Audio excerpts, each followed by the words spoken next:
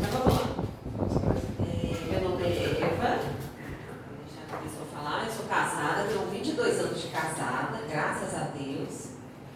Nós temos 2 filhos, um está com 19 anos, já está na faculdade, a outra acabou de fazer 16, está no ensino médio. Eu brinco dizendo, meus filhinhos, porque para a mãe, né? Os filhos são sempre filhinho pequeno. Eu lembro que no dia que meu filho foi para a faculdade, eu entrei numa crise. Não vou mais deixar ele no colégio. Coisa de mãe mesmo, né? Mas é uma grande bênção, os filhos, né? E ver que eles estão ganhando o mundo, né?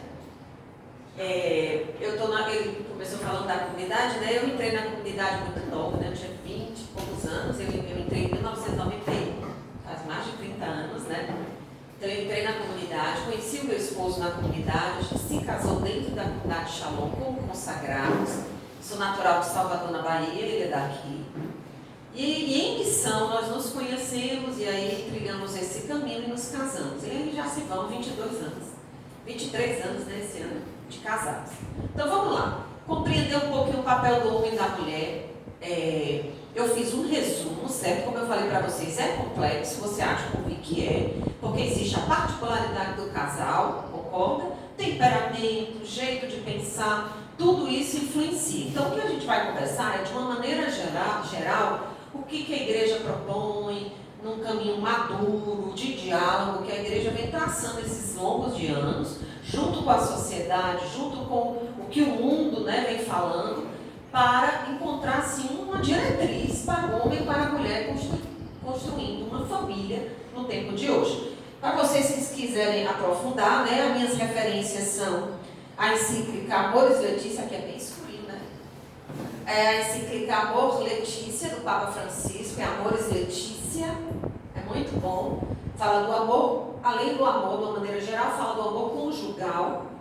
A missão da família no mundo de hoje, São João Paulo II, grande santo, né? Para mim, é o que acho que quase todos devem ter falado dele aqui. É a referência. Me lembro quando eu e meu esposo fomos casar, a gente também fez um curso. E eu estudei aquele livro Amor e Responsabilidade de São João Paulo II, excelente. E aí a gente vai estudar um pouquinho. Eu também peguei alguma coisinha do Mulheres Dignitatem, né, que é a dignidade da mulher, mas eu me basei mais nessa encíclicazinha, como ela é pequenininha. É a missão da família cristã no mundo de hoje, é muito boa, de São João Paulo II. Então vamos lá, vou botar mais perto de mim, porque essa luz aqui é bem fraquinha. Então, qual é a vocação primeira do homem, né? Como ser criado por Deus? É a comunhão com Deus. Se a gente parte do princípio que Deus é amor, a criação do homem foi uma criação por amor. E o intuito de Deus é ter uma relação de amor com o homem. Então, o homem ele é criado para essa abertura amorosa. Interessante, né? Tanto para o outro, como para a sociedade. Mas e aquele povo que não casa? Isso nem impede a pessoa de amar, ela não é, de ser abertura de amor. Então nós somos chamados, o homem é chamado e foi criado para essa abertura amorosa, de acolhimento, de querer o bem do outro. Tudo isso criado a partir de um princípio que é Deus. Então essa é a criação de Deus e o catecismo da Igreja Católica vai nos dizer: a vocação primeira do homem como ser criado por Deus é essa comunhão com Ele. Deus o criou para uma relação de amor e conhecer esse amor consiste na sua mais sublime dignidade. Catecismo da Igreja Católica. Então, para o ser humano, não é suficiente ter relações meramente funcionais. Ele precisa de relações ricas em interioridade, gratuidade e oblatividade. O Catecismo vai mastigar esse princípio falando disso. Não é só ter relação funcional, a gente precisa de mais. Precisa de mais para crescer, inclusive quando não tem, fica lacuna, é ou não é? Se tiver algum psicólogo aqui, ele vai dizer, a lacuna que fica, a falta que aquele amor, que aquela presença, que aquele cuidado faltou na nossa vida. Então, ele vai destrinchar isso, que nós precisamos de relações, não, precisamos de relações, nem enxergar o quarto, eu estou enxergando. Eu saí de uma gripe,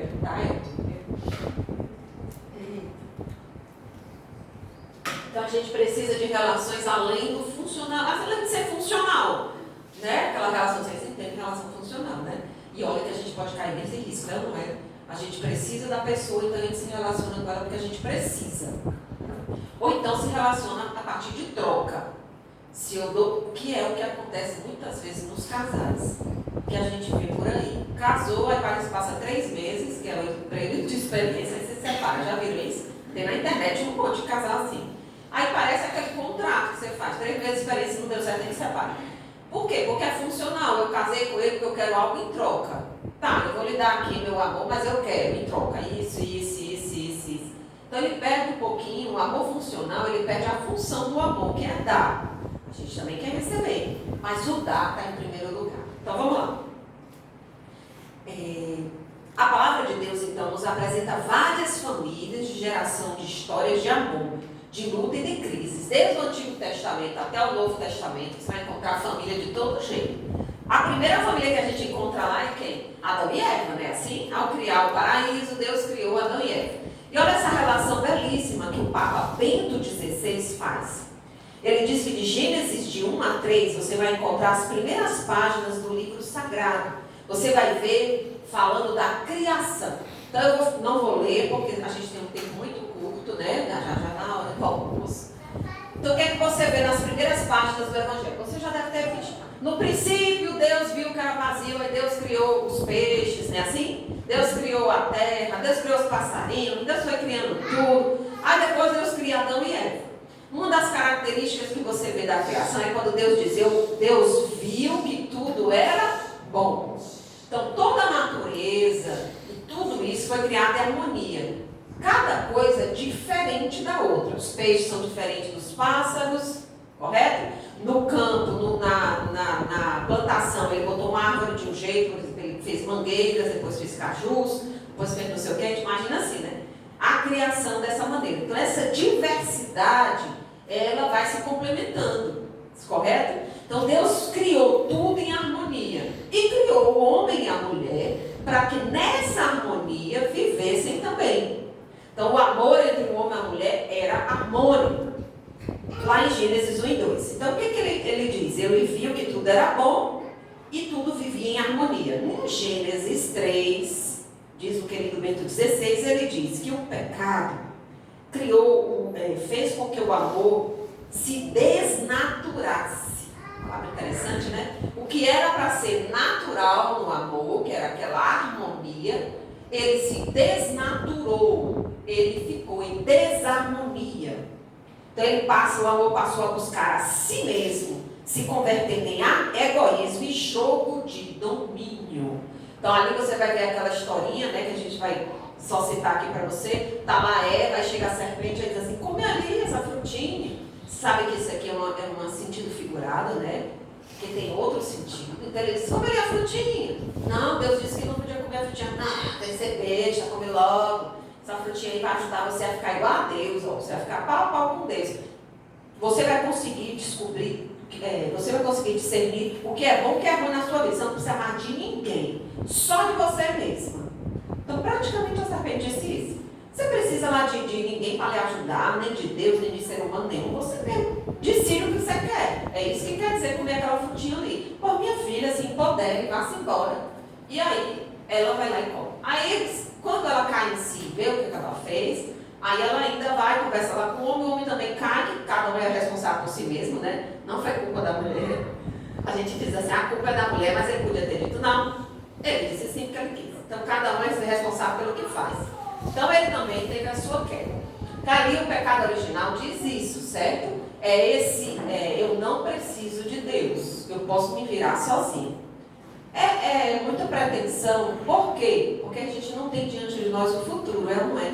Eu poderia sentar aqui e perguntar para cada um, qual foi a vez que você não tomou uma decisão e ela deu ruim? É ou não é? Eu já tomei várias, ainda hoje. Eu tomo maior cuidado, e olha que agora, com a idade que eu estou, né, 50 anos, eu ainda fico ponderando antes de tomar. Avalio tudo, porque a minha cabeça é assim, viu? Eu saio avaliando tudo antes de tomar decisão, mesmo assim ainda dá ruim, eu ainda, poxa, ainda vejo o que acontece. Por quê? Porque não está em minhas mãos as coisas. Está em nossas mãos o controle? Não está. Pode em algum momento ali a coisa dar errado. Então é a sutileza que aquela passagem lá da queda, né, do pecado original diz. Você não precisa de ninguém. Você mesma tem total controle de tudo. Deu ruim ali, né? Aí a desarmonia aconteceu ali. Por quê? Como ele diz o Papa Bento XVI, o amor foi desnaturado, passou a entrar num jogo de domínio. Olha essa palavra, né? Domínio. Então a unidade entre homem e mulher baseia-se então no fundamento de dignidade de cada pessoa, criada à imagem e semelhança de Deus.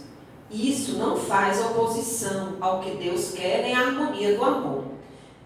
O que acontece hoje? Perante correntes culturais e políticas que procuram eliminar, ou pelo menos ofuscar e confundir as diferenças sexuais inscritas na natureza humana, considerando-os uma construção cultural. Então, homem e mulher criados à imagem de Deus, e hoje isso se deturpa um pouco. Vamos caminhar um pouquinho para a gente entender, porque eu estou dando só um princípiozinho para a gente entrar mesmo no papel do homem e da mulher. Nas famílias de hoje encontramos então aspectos positivos e negativos. Aqui eu estou citando só, a maioria das vezes essa encíclicazinha é muito boa. Eu falo até da criação dos filhos, isso me dá uma dica para nós. Criar filhos assim um pouco mais com valores. Eu me lembro que quando meus meninos eram mais novos, principalmente o meu filho, eles adotaram, tinha uma matéria, ainda hoje tem, chamada filosofia, vocês já viram?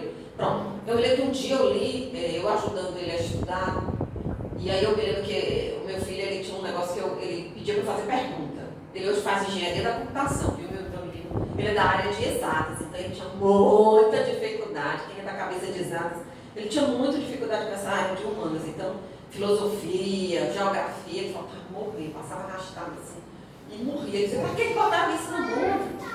E a cabeça dele de exatas total. E aí eu ajudava ele fazendo perguntas, explicando. Aí eu lembro que eu li no livro de filosofia que dizia assim, o homem, falando do homem maduro, o homem, quando eu falo, é homem e mulher, tá? Um homem maduro. O homem maduro é um homem que possui as virtudes, onde as virtudes estão equilibradas. Eu chego a tomar um susto, porque esse princípio de virtude é um princípio cristão. O que são virtudes? Sabedoria, prudência, discernimento, ciência. Então ele diz que um homem maduro é um homem que consegue alinhar-se nas virtudes, ou seja, onde as virtudes elas são plenas nele e onde ele não vive só para si mesmo. Está no livro de filosofia, né? No livro cristão. Então, se você vê os grandes filósofos, eles já entendem que o homem maduro é esse homem equilibrado. Aí o que acontece? Nas famílias de hoje encontramos aspectos positivos e negativos. Aí vocês vão entender essa minha fala. Positivos, uma consciência mais viva da liberdade pessoal, é ou não é hoje em dia? E uma maior atenção à qualidade das relações interpessoais do matrimônio. Ou seja, hoje em dia se discute mais sobre matrimônio, se fala mais da relação de homem e mulher, né? A gente vê, isso aí está claro. Também se fala da promoção da dignidade da mulher, aqui ele cita ao longo dos anos, né? O papel da mulher, a sua importância. Por que isso, Eva? Porque foi uma coisa do passado. Lembra que eu falei da desarmonia, onde existia se o homem é a cabeça, então a mulher tem que ser submissa, não tem essa questão? Pronto. Aí ele disse que isso aí era uma coisa que veio do passado, veio desse desequilíbrio, da desarmonia, do querer dominar. Lembra do pecado original que eu falei do jogo de domínio? Tá aí, nesse aspecto. Esse aspecto. Então foi uma deturpação. E aí ele fala que um aspecto positivo foi essa sentar e conversar sobre a dignidade e a presença da mulher, a procriação responsável, é ou não é? Que hoje em dia se discute a quantidade de filhos. Eu tive uma médica que ela dizia assim para mim, não me lembro de Deus, ela já faleceu, ela fez os meus 2 partos, né? E ela dizia assim para mim, olha, ter filhos é uma questão, não é só uma questão assim, eu quero ou não quero. Ela dizia, é preciso que envolva no casal, é uma decisão do casal, envolva no casal o que eles esperam, né, na família, ou rezar, se vocês são cristãos, ou vocês dois conversarem, há desejo do casal, mas também envolve uma questão econômica, é ou não é? E psicológica, que isso aí às vezes a gente esquece, certo? E psicológica, porque muitas vezes o contexto emocional, concorda comigo? Tudo isso vai influenciar na família. Então é preciso que o casal sente e converse. Sente, converse e, se possível, reze, para que tudo esteja mais claro para os dois e esteja em harmonia. Então, essa procriação responsável, quando eu encontro sobre isso. Nessas encíclicas, eles falam muito e ajudam muito a clarear. São geralmente, essas encíclicas, gente, não é uma coisa, é porque é da igreja, mas eles geralmente fazem um encontro, chamam leigos, chamam pessoas que trabalham com isso, leigos ligados à saúde, ligados à área de psicologia. Eles fazem tipo um sínodo, entende o que é sínodo? Uma reunião onde eles chamam várias áreas da sociedade para discutir e conversar sobre isso. Então não é uma coisa que o Papa inventa, pega da Bíblia e bota lá. Não, é uma coisa discutida e amadurecida. Então a procriação dos filhos, algo positivo. A participação na vida e na missão da igreja, os leigos casados. A educação dos filhos também. E a participação ativa da família na sociedade. Então são os grandes pontos positivos e um avanço que eles veem. Quais são os sinais negativos, então? De degradação dos valores fundamentais da família. Errada concepção teórica e prática da independência dos cônjuges. Entendem aqui? Cada um é independente, então eu me viro e você se vira, depois a gente se encontra para ver o que cada um conquistou e ganhou. Então é um sinal ele diz, uma errada concepção teórica e prática da independência dos cônjuges. Ambiguidade acerca das relações de autoridade entre pais e filhos, transmissão de valores e o aborto. Então, ele cita esses sinais que têm ameaçado a família. Há nas famílias, então, uma fecundidade humana e espiritual, não só humana, espiritual. A família é uma grande fonte de cura. Preciso que vocês entendam isso. É cura por quê, Eva? Porque a família é uma acolhida. Você nunca teve aquela amiga que passou por um momento difícil? Vocês já tiveram? Todo mundo tem, Um amigo ou uma amiga. Você tem mulher, Porque eu e o meu marido, a gente enfrentou. Eu tinha uma grande amiga que era solteira, ela passou por um momento muito difícil. E aí ela dizia assim, ela pediu uma licença do trabalho, aí ela me ligava e dizia assim, ei, eu posso ir para a tua casa? É porque eu me sinto tão bem aí. Aí eu dizia, pode vir para cá. Era naquele período que a gente estava saindo da pandemia, e aí estava assim meio home office, Então eu trabalhava muitos dias em casa. Eu disse, pois vem. Aí minha menina ainda era mais nova, Ela hoje está com 15, fazendo 16, era um pouquinho mais nova. E ela ia quase todo dia para minha casa, e ela dizia assim, não sei, eu me sinto tão bem aqui, é um lugar que eu consigo respirar. Porque se eu for para o trabalho, se eu ficar em casa, o meu problema, ela estava passando por um momento muito difícil. Estava assim, quase com depressão, assim, bem grave. E ela ia muito lá para casa. Para quê? Para se restaurar. E eu me lembro que eu empurrava a minha filha, E a minha filha naquele período de escola, eu dizia assim, já que tu está aqui, ensina aqui minha filha. Isso foi uma dica que uma psicóloga minha disse, tem uma coisinha para ela fazer que ela gosta, e ela gostava muito de criança. Aí eu mandava ela ensinar a tarefa à minha filha, ela passava a tarde ali, E como ela saía bem? Então a família é esse lugar também de restaurar. Também de restauro para outros, para sua própria família. Quantos casos na família a gente tem, De pessoas que precisam desse restauro. Pois a família também é esse lugar de restauro. Então a família é sacramento de vida, um lugar de vida e de cura para os cônjuges, para os filhos e também para todos que estão à nossa volta. Tá bom? Então vamos continuar? Eu estou com um pouquinho tempo. Os esposos, vamos entrar propriamente dito. Então eu dei um pouquinho pincelado a família. Agora os esposos, os maridos, eita marido. Dentro das famílias, na sua identidade humana, chamados como Cristo a ser a cabeça da família. Muita gente já deve ter citado, que veio aqui, ou vai citar nessas formações que vocês vão ter. Então, o homem como cabeça da família, não, preste atenção, não é para ser uma figura autoritária, mas a desempenhar um papel de discernimento, de condução na família. Ele é como Cristo. Lembra que Cristo é a cabeça? Você já deve ter ouvido isso em algum lugar. Cristo a cabeça, a igreja a sua esposa. Então, como Cristo cabeça, o pai, o marido, ele é chamado a ser a cabeça na família. Ele deve ser um homem de oração, de escuta e principalmente de discernimento. Quando a gente fala assim que o homem é chamado ao discernimento, ele fala desse discernimento, gente, não é aquele discernimento que diz, não, minha palavra é quem disse, a gente vai para aqui, a gente vai para ali, isso é domínio. Não é assim. Discernimento significa que ele dom que talvez é ele que veja o que ninguém está vendo, ou ele perceba dentro dele, ou ele sinta que a família deva caminhar por esse lado. Então ele como cabeça, muitas vezes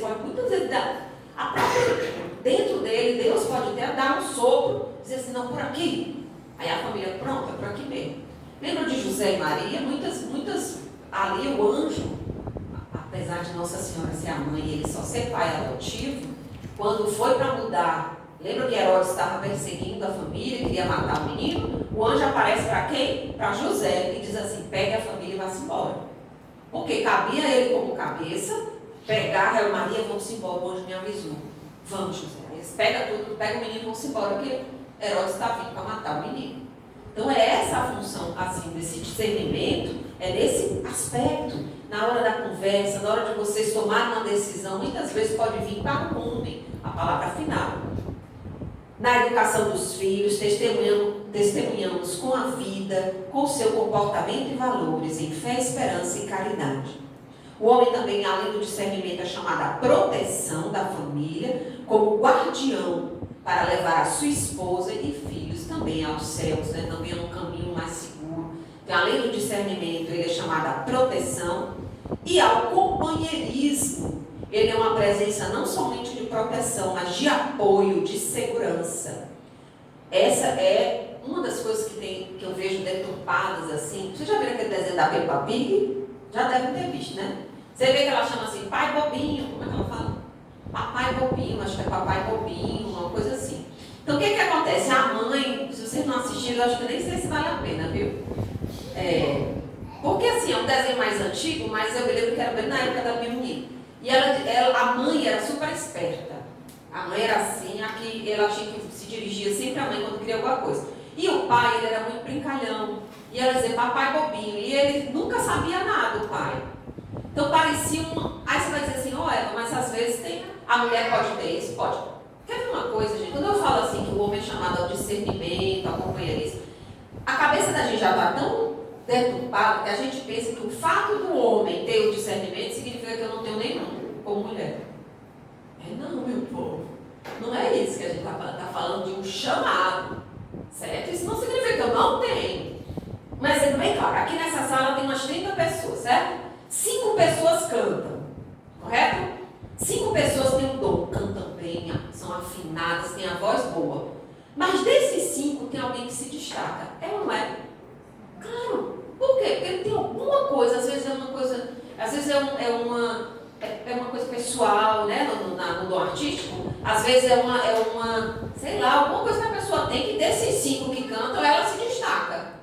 Mas todo mundo é afinado, todo mundo não tem o dom, todo mundo canta bem, canta. Mas tem um que se destaca. Por que ele se destaca? Porque ele tem um dom, uma coisinha a mais. Então quando a gente fala que o homem é chamado ao discernimento, não significa que zero discernimento para nós mulheres, pelo amor de Deus. Não. A gente também tem, muitas vezes a gente vai ter, na hora ali, do sufoco, o discernimento está mais na nossa cabeça do que no corpo do homem que está agoniado. Aí entra também questões emocionais, compreendem? Tem algum psicólogo aqui? Não, né? Olha aí, senão ela estava com a mulher, tudo eu ia virar para a pessoa. Existem questões emocionais, psicológicas, o momento que a pessoa está passando, ela não é. Um exemplo hipotético, eu e meu esposo. Acontece um problema assim, grave. Por exemplo, deixa eu dar um exemplo assim. Na família do meu esposo, em que a gente precisa socorrer. Só que meu filho adoece. Estou dando esse exemplo assim, bem doido. Aí meu marido está tão... ele está tão emocionalmente envolvido com a situação da família dele que ele não consegue discernir isso aqui, uma coisa simples. Pode acontecer? Pode. Aí quem vai socorrer isso aqui? Quem vai suprir? Eu vou chegar e vou dizer, vou fazer assim, você vai, socorre lá que eu fico aqui com o menino. Se acontecer qualquer coisa, eu lhe ligo e você volta. Tá bom. Na hora foi eu que dei a palavra. Estão entendendo? Existe, ser um ou outro, esse companheirismo vai ajudar muito. Porém, é preciso ter claro o papel de cada um. Correto? Então vamos para frente. Então, esposo. Tem um outro desenho, até que eu botei aqui, chamado Sing. Já viram aquele Sing? Pelo amor de Deus, o Sing é mais atual. Que é aqueles cantorezinhos, né? Se você olhar, tem uma porquinha que eu acho linda. Que ela canta. Ela dança, eu acho linda. ela tem uma ruma de porquinho de filho. Mas o que acontece? Quando ela chega em casa, ela tem um monte de filho e ela cuida desses filhos, o marido sai. Só que no diálogo com o marido, vocês agora vão atrás, procura no YouTube. No diálogo, procura exatamente essa parte. Quando ela fala com o marido, olha, eu tô com vontade de cantar, não sei o quê, ele tá assim, ó, olhando, acho que ele tá olhando alguma coisa, ou é um material, alguma coisa, aí ele fica assim, Ele parece uma pessoa alheia. Assim, alheia ao que está acontecendo na casa dele, aos filhos dele, os filhos dele. E ele tem uns 50 filhos, sabe? E aí eles saem destruindo tudo. Eles quebram tudo dentro de casa. E a pobre da mãe fica correndo, lavando, dando comida para esses meninos. E ele parece uma pessoa apática, sem presença. O marido. Aí eu disse, gente, que marido, hein? Aí dá vontade de dizer, marido, acorda aí que você também é pai aqui. Então, se você olhar, por que eu estou citando esses desenhos? Porque existe essa deturpação da figura masculina. Parece umas coisas assim que não influem nem contribuem na casa. A mulher, ela é o arranque da casa. Hoje em dia se fala muito isso, viu? Por isso que eu estou batendo nessa tecla. A mulher, ela é o arranque. Ela faz, ela acontece, ela não sei o quê. E a pobre da figura masculina fica lá encostada num canto, quase apática. Então até os desenhos estão falando sobre isso. A gente tem que tomar um cuidado, porque não é assim. Se a presença dele é a cabeça, ele também tem o seu valor e ele traz o equilíbrio que a família precisa. Se tirar esse equilíbrio, gente, que quando desequilibra, uma coisa vem para um lado aí, vai dar ruim, né? Como diz o baiano, dá ruim. Então vamos lá. Então, nos esposos, né, o companheirismo, que é essa presença, esse equilíbrio. Então, vamos fazer o seguinte, só falar um pouquinho para a sua esposa, como você vê a figura do homem na sua casa. Às vezes a gente não tem referência, porque ou o pai da gente era como antigamente, que não fazia nada dentro de casa, só fazia trazer o dinheiro, né, assim, eu trouxe o dinheiro, já fiz a minha parte, o resto é minha mulher que se vira. Mas aí, abra sua cabeça, né, e converse um pouco aí com a sua noiva sobre essa presença masculina, o esposo.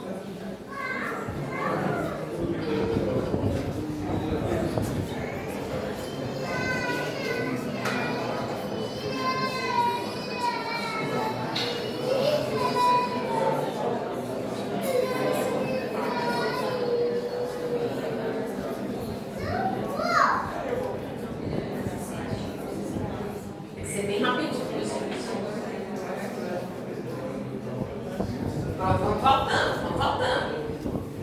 Porque meu tempo é bem curtinho, até por amor a vocês mesmos, para quem vai almoçar. Tá bom? Então vamos voltar, vou recapitular aqui. Eita, que a conversa é boa. Então, o esposo chamado a ser um homem de oração e de escuta, de discernimento, proteção e companheirismo. Agora nós esposas, né? Tá triste. A esposa. Isso aí vai fazer parte da nossa vida, viu? Se ainda não fez, vai fazer. Eita! É assim mesmo, minha filha. Pode ficar tranquila que a gente todo mundo aqui entende. Então, a esposa. O que acontece com a esposa? Se o homem é chamado ao discernimento, lembra? Nele aflora o discernimento. Na mulher, o que? A sabedoria. Nós, mulheres, temos essa graça que Deus nos deu, que é a sabedoria. Tem um provérbio judeu que diz assim: o homem avança e a mulher senta. É um provérbio judeu, né? Que ele quer dizer que o homem, ele, no discernimento, ele faz fundo para fora, a mulher ela senta, porque a sabedoria ela escuta. Uma pessoa sábia é uma pessoa que escuta, viu, gente? Um sábio não é que tem a resposta na ponta da língua, não. O sábio mesmo é aquele que escuta, avalia e responde. Isso é uma pessoa sábia, ela não é. Ela não faz assim por ímpeto, pá. Não. Ela escuta, avalia e responde. Então, essa é uma pessoa sábia. Então, a mulher é chamada a essa sabedoria. O papel do homem, então, é discernir uma condução. O da mulher é essa sabedoria, essa escuta que aguarda e medita. O feminismo deturpa essa realidade ao falar da igualdade, negando o que é próprio da mulher. E esse equilíbrio dentro das casas é muito importante. ter essas duas pessoas lá para os filhos, eu digo a vocês, pelos meus meninos, né, é muito importante ter a presença dos dois. E eu vou dizer uma coisa a vocês, o meu marido é daqueles paizão. Primeiro que nós somos dois temperamentos diferentes. Eu digo que tenho síndrome de pensamento acelerado, eu sou agoniada, só não tenho, que agora está mais em alta, né, o TDAH, né, eu só não sou hiperativa. Graças a Deus ainda não, né, porque aí precisaria de uma medicação. Eu tenho síndrome de pensamento acelerado, sabe o que é isso? A minha cabeça funciona como se eu estivesse já no dia de amanhã, eu programo tudo, E eu tenho, como eu já estou com 50 anos, eu aprendi a lidar com isso. Então eu não sofro de ansiedade, eu não perco noite, graças a Deus, né? Segundo a minha acompanhadora, né, a doutora Silvia, ela disse que é porque eu sou baiana, e o baiano tem aquele jeito de ser assim, ó, de viver assim, ó. Quase deixa a vida me levar, né, o baiano. Você já viu o baiano? Tem até piada contra o baiano, né? Aí ela brinca comigo e diz assim, esse teu jeito baiano foi que te salvou. Senão eu teria muito problema com ansiedade, com sono, tá certo? Só o meu marido é um artista. Meu marido é artista, é compositor, então ele tem, é mais romântico, não é nem romântica a palavra, eu acho que artista já define. É aquela pessoa mais tranquila, temperamento mais tranquilo. Quem imagina, eu acelerado e ele tranquilo. Duas pessoas assim, a minha menina tem 16 anos, ela é que fala mais, assim, não, o papai e a mamãe são dois abismos. Mas como é saudável para eles verem que nos dois abismos se complementam, os dois abismos estão ali juntos, os dois abismos combinam tudo. Uma das coisas que a gente sempre fez, viu, meu povo? Tem duas coisas que a gente assumiu assim desde o dia que eu casei, já vai 22 anos. Primeiro, eu nunca dormi com a raiva. A gente tem uma coisinha que eu e ele a gente faz, que é assim, se aconteceu qualquer perrengue, antes de dormir a gente tem que resolver. Antes de dormir. Aí mesmo que a gente não queira falar, assim, falar da raiva, né? Se eu falar do assunto, eu acuso.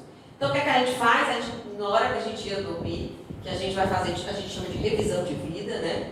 Aí a gente faz o sinal da cruz um no outro e diz assim, eu te amo, eu te perdoo e te peço o meu perdão. Aí a gente dá um abraço no outro e vai dormir. Aí eu fiquei com raiva. Mesmo dizendo eu te amo, te perdoo e te peço perdão. Veja bem, o perdão, ele não é uma coisa, na hora que você dá, passou tudo, apagou tudo. É assim? Não. A primeira coisa que você tem que aprender é isso. O perdão é um ato de vontade, não de sentimento. Isso aí você deve anotar pro resto da sua vida. Perdão é um ato da vontade, não de sentimento. Por quê? Porque, eu vou usar o Charles, certo? O Charles fez uma coisa pra mim que eu não gostei. Fiquei com raiva. Certo? Ele fez uma coisa ruim. Porém, eu conversei com ele e decidi dar o perdão. Pronto, Charles, eu te perdoo. Mas dentro de mim apagou a raiva que eu senti? Não. Eu vou precisar de tempo para limpar aquela raiva de dentro de mim. Eu vou usar esse tempo para vocês entenderem. Então, o perdão, ele não é para ser dado uma vez só, não. Ele precisa ser dado tantas vezes aquela raiva sua. Então, toda vida que eu dei o perdão para o Charles, certo? Mas toda vida que eu olho para a cara do Charles, eu me lembro do que ele fez comigo. Aí o que é que eu faço? Dou perdão de novo. Dou perdão de novo. Dou perdão de novo até meu coração ficar livre dessa raiva. Isso serve a vida toda, viu, meu povo?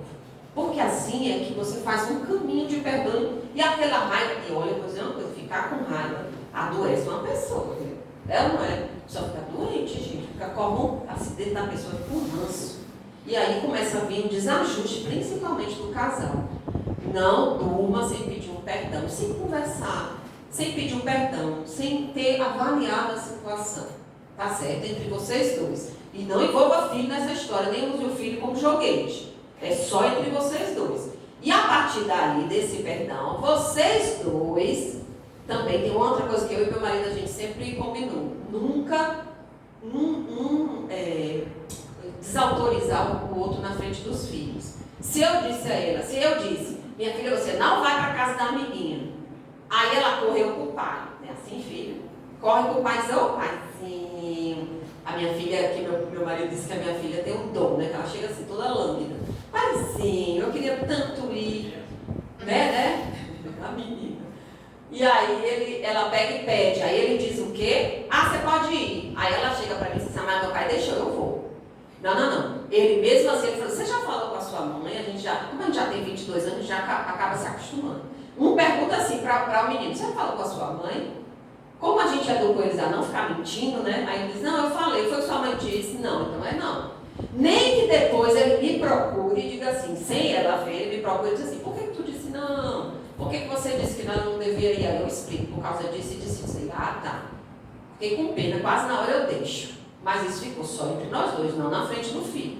Nunca desautorizar o pai e a mãe, nunca. Porque isso cria uma dualidade da criança. Quer dizer que meus pais não têm não tem uma linha só, eles discordam. Eu posso usar isso, a criança é esperta, viu, gente? Eu posso usar essa discordância para tirar proveito. Aí tu imagina esse adulto como vai ser no futuro? Estão vendo como é que você criou esse adulto? Sabendo que ele pode jogar. Onde ele estiver, numa empresa, num trabalho, ele pode fazer esse jogo e conseguir o que quer. Ah, meu Deus, nos livre, né, gente? Vamos criar gente direita para esse mundo. Mesmo que o mundo esteja torto, a gente cria gente direita. Vamos para frente. Então, Maria, então o feminismo, ele deturpa essa realidade, ele quer apagar que cada um tem o seu valor, ele quer deixar todo mundo igual. Maria, ela vem como um modelo para nós mulheres, pela plena e madura. Maria que diz assim, eis aqui a serva do Senhor. Lá na frente se torna rainha dos anjos, rainha da igreja, rainha de todos os santos e mãe de Deus. Então nada diminuiu Nossa Senhora, ela se tornou rainha, mesmo começando ali, pequenininho, diz assim, eu sou serva, eu sou escrava do Senhor. Então ela para nós é esse modelo. São João Paulo II, na encíclica Mulheres Dignitatem, vai dizer, entre os esposos deve haver uma mútua submissão.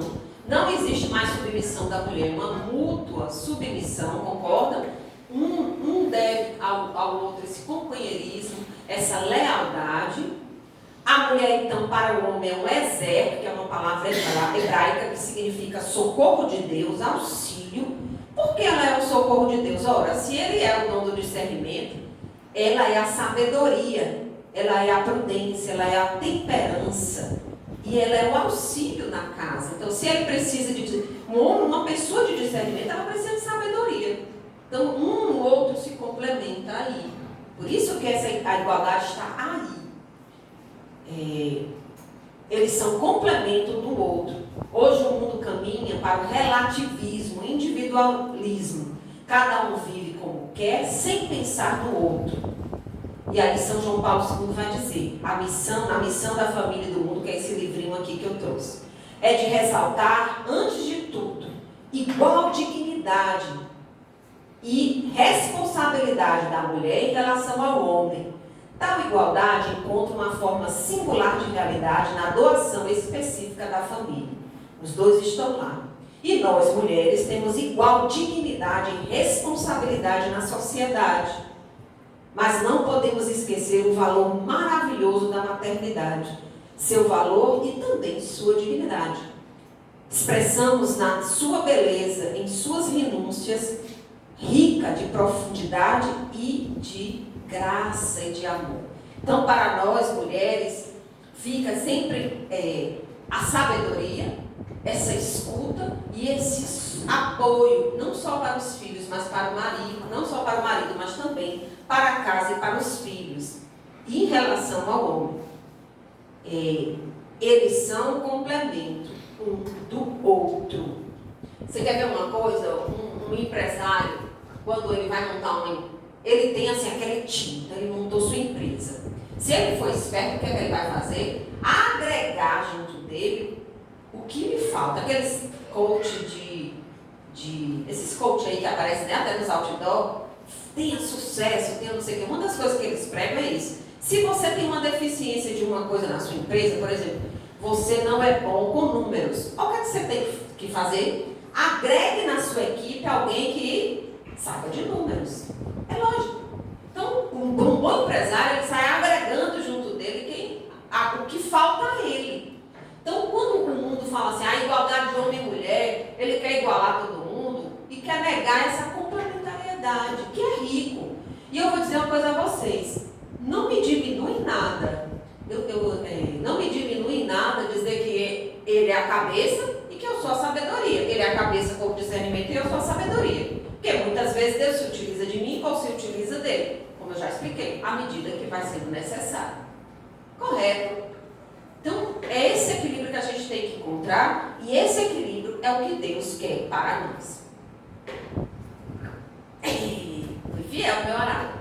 Amém, meu povo, eu quero que vocês cresçam. Olha, eu nesses dias eu tomei um susto.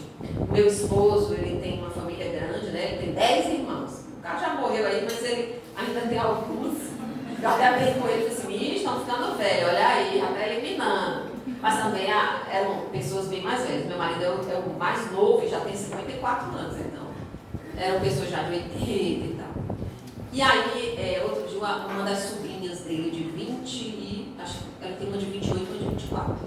Ela virou e disse assim, numa conversa, né, num almoço de família, eles são formados e tudo. Ela disse assim, eu não quero ter filhos, não. Porque ela tomou um susto que a minha filha disse assim, eu queria ter 5 filhos. A minha filha dizendo, a minha filha é louca por criança. Né? Eu até brinco com ela e disse assim, meu Deus, quando ela tiver o primeiro, o segundo, o terceiro, ela começa a ficar assim, sons. Eu não sei se ela vai perseverar, mas se Deus quiser, né, ela quiser ter 5 e tiver toda a condição, ela tem. Aí eu me lembro que essa mocinha de 24 anos, ela falou assim, eu não quero ter filho, não. Foi o primeiro susto que eu tomei. Olha que eles são da geração mais nova, se você é C ou se é alfa. Ela tem 24 anos, né? Aí ela virou e disse assim, eu não quero ter filhos, não. Ela é formada, viu, gente? Aí eu disse assim, por quê? Aí alguém perguntou, mas por que você não quer ter filho? Eu quero ganhar dinheiro, viajar. Ela tem um relacionamento, mas ela não é casada. Aí ela disse assim, não, eu quero viajar, quero ter dinheiro, quero viajar. Filho dá muita despesa e muito trabalho. Quero não. Aí eu chego e fiz assim, ó. No fundo dessa frase relata o quê? O que ela quer? Ela não quer ter trabalho, como eu preguei até agora quando eu falei para vocês, esse relativismo, esse egoísmo. Ela pensou só em quem? Em si mesma. Eu não quero ter trabalho nem ter despesa, então eu não quero ter filho. Então você vê que, aí você vai dizer assim, mas essa é a cabeça dela, não, está rodando na nossa cultura e na nossa sociedade valores assim. Aí a pessoa vai criar só um cachorro, já viram? Cria só um bichinho, não precisa mais de filho, porque o bichinho a gente quando vai viajar, taca ele no hotelzinho e pronto. Então fica assim, como pai de pet e mãe de pet, né? Assim, até brinco. Não, lá em casa tem 2 calopsitas, eu não tenho nada contra não. E meus filhos brincam dizendo que eu sou avó. Eu até morro, né? E a minha mãe diz assim, avó de bicho. Que chama a minha mãe de bisavó das calopsitas que tem lá em casa. Aí a minha mãe morre, né? Ela diz, eu não sou avó, eu não tenho nem pena para ser avó de calopsita. Então a cabecinha dela, eu dou risada, brinco e tudo, mas se você olhar a cultura vigente, tá assim. Então não vamos ter filho porque a gente não quer nem ter despesa, nem ter trabalho. Como se filho só fosse isso. Esquece as bênçãos, né? E a fecundidade, que é um filho. Ou ainda está dizendo assim, miséria, tu não nasceu com uma barriga, tu não está renegando a barriga, é quase cuspindo no prato que comeu, né? Quase. Então quer dizer que não era para tu ter existido, já que tu também, com certeza, dá despesa e trabalho para tua mãe. Então, mas é uma deturpação, tá certo? Pois olha, vocês estão começando agora, lutem, vão encontrando vocês dois o equilíbrio. Cada família é singular, certo? Aqui a gente dá diretrizes básicas, todos os pregadores já devem ter dito isso. Mas vocês têm cada um na sua particularidade, no jeito de cada um, no jeito de levar a família, na interpretação que você tem. Isso aqui para nós dá certo, isso aqui não dá. Vocês vão juntos construir. E isso é que vai dando a riqueza de vocês dois. Amém? Então vamos lá, Chá. Muito obrigado, Eva. Vamos rezar mais uma vez uma Ave Maria, só pelo agradecimento, pedindo que Deus abençoe a família, os filhos, a vocação, a missão, o esposo. Ave Maria, cheia de graça, o Senhor é convosco. Bendita sois vós entre as mulheres, bendito é o fruto do vosso ventre, Jesus. Santa Maria, Mãe de Deus, rogai por nós, pecadores, agora e na hora de nossa morte. Amém. Em nome do Pai, do Filho e do Espírito Santo. Obrigado, Evinha. Deus abençoe. Estará nos nossos próximos cursos, se Deus quiser. Sim, Deus.